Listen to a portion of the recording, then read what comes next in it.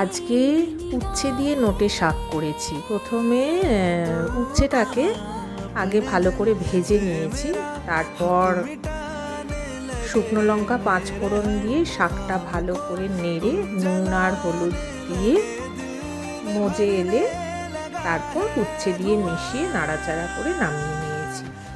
ভাত তো আছেই, গরম গরম ভাত হচ্ছে, তার সাথে শাক ভাজা আর করেছি এই পেঁয়াজ, রসুন, টমেটো, কাঁচা লঙ্কা কুচি দিয়ে কাচকি চুনো মাছের, বাটিতে তো করিনি তাই বাটি চচ্চড়ি বলতে পারছি না, কড়া চচ্চড়ি করেছি, কড়াতে করেছি।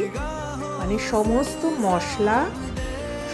মশলা বলতে এখানে শুধু নুন, হলুদ আর কাশ্মীরি লঙ্কার গুঁড়ো দিয়েছি, আর কাঁচা লঙ্কা তো আগেই দিয়েছি।